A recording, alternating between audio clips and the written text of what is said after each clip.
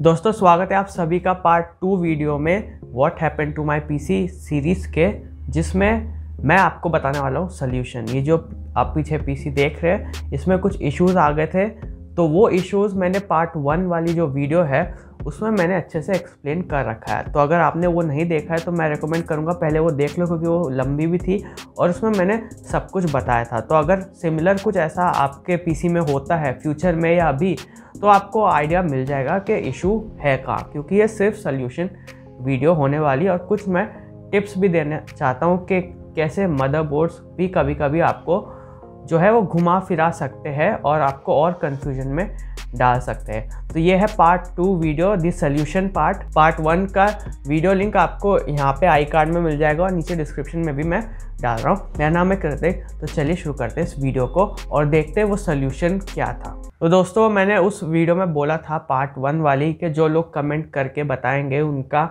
मैं जो कमेंट है वो उसका स्क्रीनशॉट मैं इस वीडियो में डालूंगा, तो वो भी आपको मिलेगा। ऑलमोस्ट एंड वाले पार्ट में आपको वो मिल जाएगा या कहीं पे भी बीच में भी आ सकता है। तो इस वीडियो को पूरा देखना।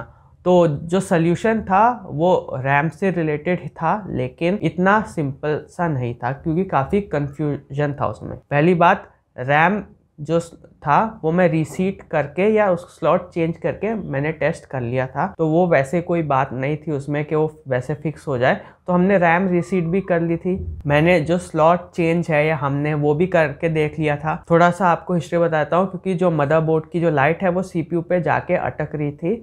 कभी कभी वो सीपीयू पे ही ब्लिंक करती रहती थी या कभी कभी सीपीयू पे ही स्टक हो जाती थी। मेरे मदरबोर्ड में MSI के उसमें इजी डिबग LEDs है, तो उसका काम रहता है कि वो आपको डिबग या ट्रबल शूट करने में हेल्प कर सके।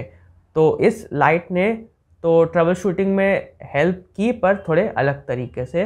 तो थोड़ा और कन्फ्यूजन यहाँ पे बढ़ गया था क्योंकि ये लाइट सिर्फ CPU पे जल रही थी। तो हमें लगा स्टार्टिंग में मोस्टली CPU इशू भी हो सकता है। तो अब उसको टेस्ट करने के लिए तो सबसे पहले मैंने देखा कि जो लाइट्स है उसका बिहेवियर हमने चेंज करने के लिए कोशिश की। उसके लिए मैंने जो रैम को है वो कम्प्लीटली निकाल ही लिया, मतलब जो मदरबोर्ड पे या मेरे पीसी में कोई रैम थी नहीं। फिर जो लाइट का जो बिहेवियर है वो काफ़ी अच्छे तरीके से चेंज हो गया और हमें एक अच्छा एक साइन मिल गया कि जो प्रॉब्लम है वो शायद इस रैम में ही है। तो जो लाइट्स है वो आगे बढ़ने लगी और फिर जाके रैम पे अटक गई थी, क्योंकि रैम थी नहीं। तो इसलिए तब मदरबोर्ड रैम के वहाँ लाइट ऑन कर रहा था इजी डिबग की। इसका मतलब रैम नहीं है, उसको रैम चाहिए, क्योंकि हमें वो दिख रहा है, हमने वो इंटेंशनली किया। वैसे ये नॉर्मली जलना चाहिए था पहले ही जब रैम इंस्टॉल्ड थी, ताकि हमें थोड़ा आइडिया लग सकता कि ये जो इशू है वो रैम रिलेटेड ही है। लेकिन अब इसका मतलब ये नहीं कि आप सीधा नई रैम जाके ले लोगे या आपकी रैम डेड हो चुकी है, क्योंकि बहुत लोग, अब मैं इसके भी बेनिफिट आपको बताऊंगा वीडियो में, लेकिन इसका मतलब ये बिल्कुल नहीं होने वाला कि आपको सीधा नया रैम लेना पड़ेगा और पैसे खर्च करने पड़ेंगे। पैसे सेफ है, दिमाग लगाओगे तो आपका रैम और पैसे दोनों बच जाएंगे। उसके बाद जब हमें मदरबोर्ड से एक अच्छा क्लियर साइन मिल गया कि जो लाइट से इजी डिबग वो फॉरवर्ड होने लगी और रैम पे अटक गई थी, इसका मतलब जो इशू रैम से रिलेटेड ही था। उसके बाद वारंटी में तो है, तो कोई टेंशन वाली बात है नहीं रिप्लेस करवाने में, लेकिन फिर भी हमें जो मेन इशू है उसको पकड़ना था। तो आजकल के जो रैम्स है वो आपको पता है कि वो XMP वाले होते हैं, तो हम उसको ओवरक्लॉक्ड रखते हैं, क्योंकि सभी रैम जो आप देखते हो 3000 3200 मेगाहर्ट्ज़, उनकी जो नॉर्मल फ्रीक्वेंसी रहने वाली है वो 2133 मेगाहर्ट्ज़ की ही रहने वाली है आउट ऑफ द बॉक्स, और वही डिफ़ॉल्ट फ्रीक्वेंसी भी है। तो जो भी आप 2667 वाली या 3000 या 3200 वाली, वो मोस्टली ओवरक्लॉक्ड फ्रीक्वेंसी ही होती है। तो वहाँ पे हमेशा थोड़ा आप ओवरक्लॉक वाली प्रोफाइल ही चला रहे हो, बेसिकली ये चीज़ रहती है। तो मेरे दिमाग में एक ये भी आइडिया आया, क्योंकि हम ओवरक्लॉक्ड रैम या 3200 मेगाहर्ट्ज़ पे हम रन कर रहे थे, जो कि हम XMP ही चला रहे हैं, मतलब मैनुअल ट्यूनिंग थी। और ऐसा नहीं ये प्रोफाइल मैंने रिसेंटली किया, ये मैं बहुत सालों से चला रहा था और अभी एकदम से, तो मेरे दिमाग में एक आइडिया है रैम भी फेल हो सकता है। लेकिन उस प्रोफाइल के वजह से मुझे ये आइडिया आया कि हमें जो बायोस है वो रीसेट करके एक बार देख लेना चाहिए। तो मैंने रैम को इंस्टॉल किया और जहाँ किसी का भी ध्यान नहीं जाता है मेजरली पहले, आई थिंक हमें वहाँ पे भी ध्यान देना चाहिए, जो हो गया बायोस रीसेट। बायोस रीसेट ने इशू को फिक्स कर दिया था। तो बेसिकली इशू रैम में नहीं थी, रैम डेड नहीं हुई है, रैम ख़राब भी नहीं हुई है, रैम रीसीट करना भी कोई सल्यूशन नहीं है, स्लॉट चेंज करना भी कोई सल्यूशन नहीं था। लेकिन हाँ, अगर आप अनलक्की हो ज़्यादा तो आपके साथ ऐसा हो सकता है। ऐसा नहीं है कि स्लॉट्स डेड नहीं होते या CPU का जो मेमोरी कंट्रोलर है वो डेड नहीं होता, तो वो सब भी होते हैं, लेकिन फ़िलहाल लकली वो सब केस नहीं था। तो रैम हमारी एकदम ठीक थी और एक बायोस रीसेट ने उसको फिक्स कर दिया था। तो ये था सल्यूशन जो कि हो गया बायोस रीसेट करना। तो अगर हम इसको पहले ही कर लेते एकदम स्टार्टिंग में, तो रैम रीसेट करना ये सब यहाँ पे हमें जाना ही नहीं पड़ता। तो एक अच्छा आइडिया आपको भी मिल गया होगा कि जब भी PC में कुछ इशू हो, आई थिंक स्टार्टिंग में बायोस एक बार रीसेट करके देख लेना चाहिए, ताकि हो सकता हो कि कभी कभी जो बायोस है वो पोस्ट नहीं मारता है, क्योंकि कभी कभी प्रोफाइल्स अगर आपने ओवरक्लॉकिंग के लगा रखे, अगर नहीं भी लगा रखे, तो एक बार बायोस रीसेट आपको हेल्प कर ही सकता है, क्योंकि करने में कोई बड़ी बात तो है नहीं।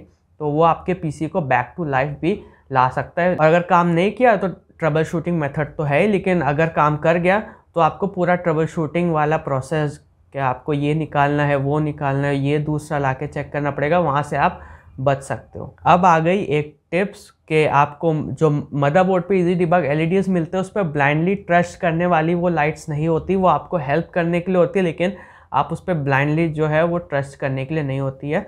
उससे आपको ट्रबल शूटिंग का आइडिया मिल जाएगा, क्योंकि अगर जो लाइट अगर वो स्टार्टिंग में ही रैम पे ब्लिंक करती तो हम थोड़ा एक सब चीज़ को अलग करके हम ईज़िली इसको ट्रबल शूट कर पाते। लेकिन CPU पे था तो फिर हमने रैम निकाल के हम उसने लाइट्स को चेक किया कि बिहेवियर चेंज होता है या नहीं। तो इजी डिबग LEDs है मदरबोर्ड में, इसका मतलब ये नहीं कि जो उसने लाइट दे दी वहीं पे फॉल्ट है, या जो उसने बता दिया बस वही है, हम वही करने चले गए, ऐसा करना नहीं है। वो बस हेल्प करने के लिए होता है, ना कि एक आप डायरेक्ट सोल्यूशन। आपको खुद का भी दिमाग लगाना पड़ेगा, खुद की ट्रबल शूटिंग है वो भी अपने PC के साथ करनी पड़ेगी। जो नियरेस्ट इसका था वो ये रहा कमेंट, जिसमें नियरेस्ट ऑप्शन जो नियरेस्ट सोल्यूशन था वो एक ही कमेंट है और यही नियरेस्ट भी था।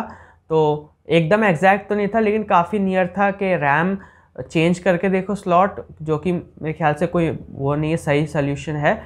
और जो एक इसमें चीज़ लगी वो हमारे साथ भी थी कि रैम को जो है वो रबर से इरेज करके, ये सोल्यूशन मेरे ख्याल से ये बचपन में सब लोग क्या इंडिया में चला होगा कि ये रैम को रबर से इरेज करो तो रैम शायद बैक टू लाइफ आ जाए। तो मेरे ख्याल से ये उनके लिए होता होगा जिसके गोल्ड कॉन्टैक्ट पिंस जो है जो रैम पे रहती है वो ज़्यादा काली हो गई है या इतनी गायब सी हो गई है कि वो दिख ही ना रहा हो, तो शायद कनेक्शन में इश्यूज़ आ सकते हैं। लेकिन जब गोल्डन कॉन्टैक्ट पिंस है वो एकदम सही है और एकदम चमक रही है, रबर से रैम को इरेज करने का मतलब कोई बनता नहीं है। आई मीन सिर्फ गोल्डन कॉन्टैक्ट पिंस को इरेज करके कुछ फ़ायदा नहीं होने वाला।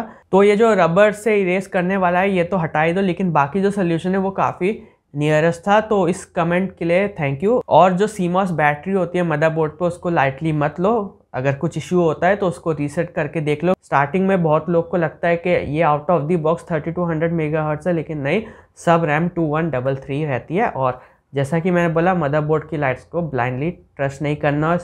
क्लियर CMOS या क्लियर बायोस एक बहुत ही अच्छा मेथड है जिसको शायद बहुत लोग नहीं ट्राई करते, तो वो भी ट्राई करना चाहिए। तो ये तो था पार्ट 2 दिस सोल्यूशन वीडियो। अगर आपने पार्ट 1 अभी भी नहीं देखा है तो आपको लिंक दे रखा है डिस्क्रिप्शन बॉक्स में और आई कार्ड में, वहाँ से आप ज़रूर एक बार देख लेना। काफ़ी अच्छी स्टोरी थी और काफ़ी अच्छा बिहेवियर भी था जो PC ने दिया, और उसका ट्रबल शूटिंग जो निकला वो भी काफ़ी अच्छा था। तो आई होप आपको ये वीडियो अच्छा लगा होगा। कुछ न्यू टाइप का मैंने सोचा था करने के लिए और वो मुझे तो काफ़ी मज़ा आया इस वीडियो में। तो अगर आपको भी मेरे साथ ट्रबल शूटिंग करने में और इस सीरीज़ में मज़ा आया है तो इस वीडियो को लाइक कर देना, शेयर भी करना, क्योंकि जो बाकी लोग हैं वो ऐसा कुछ इशू फेस करते हैं तो वो इस वीडियो को देख सके, रेफरेंस ले सके या एंजॉय कर सके बस एक ट्रबल शूटिंग देख के। और अगर आपको ऐसे इंटरेस्टिंग वीडियोस देखना है फ्यूचर में तो चैनल को भी सब्सक्राइब ज़रूर करना, क्योंकि ऐसी वीडियोस आती ही रहेगी हमेशा।